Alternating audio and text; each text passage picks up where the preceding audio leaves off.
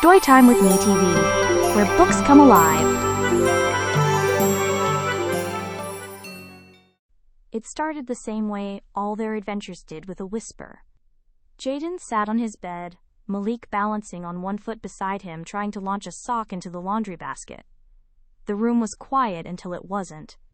The book on Jayden's shelf gave a soft hum, its pages fluttering, even though no breeze stirred the air. Again? Malik grinned.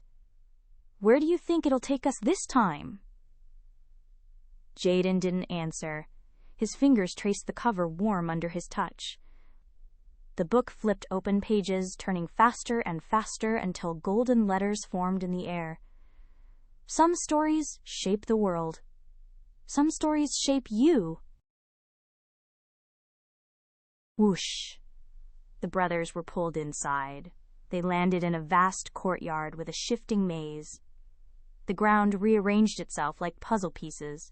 The sky shimmered with glowing faces, some familiar, some new, like constellations. Every step you take was first walked by someone else. Every story shapes the future. The maze led them into a shadowy forest. There stood Harriet Tubman holding a lantern. I walked so you could run, she said. She showed them paths she led to freedom. Courage doesn't wait for permission. She handed Jayden the lantern. Carry light where there is darkness. The scene changed to the steps of the Lincoln Memorial. Dr. Martin Luther King Jr. faced a sea of people. My dream was never just mine, he said. Marches, chants, and brave stands played around them. Dreams shape the world, but only if you walk toward them. He gave Jayden a scroll. Stars filled the sky as Mae Jemison appeared beside a rocket. I reached for the stars because no one told me I couldn't. Images showed her as a child student and astronaut. She handed Jayden a spinning compass pointing not north, but toward possibility. The maze turned to gray walls of a prison, and then into a wide green field.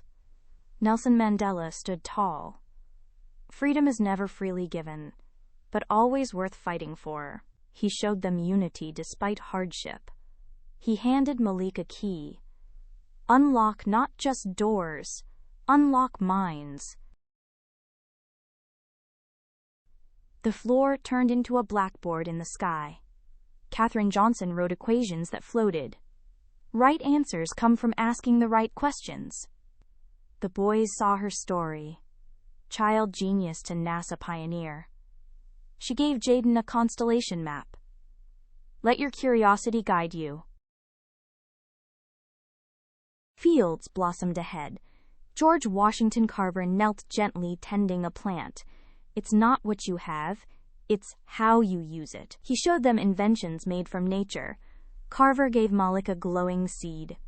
Plant ideas and see what grows. The maze led to a tall mirror reaching the sky. The faces of legends surrounded their own. You walk the paths we opened. Now open paths for others. Their reflections glowed with promise. The maze dissolved into golden dust. Whoosh! They landed back in their room. Everything felt changed. Jayden's books buzzed with energy. Malik held the seed. Jayden the compass. We're part of something bigger, Jayden said. Malik nodded. Now it's our turn. Jayden opened a book of Black scientists and thinkers. Mae Jemison smiled from the page. He traced the stars she once walked among. Maybe space didn't feel so far anymore. Malik taped the seed near his window.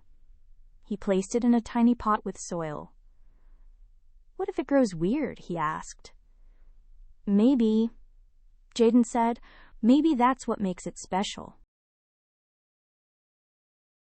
Jayden placed the scroll from Dr. King on the wall. Justice, unity, courage. He didn't feel small anymore. He felt ready.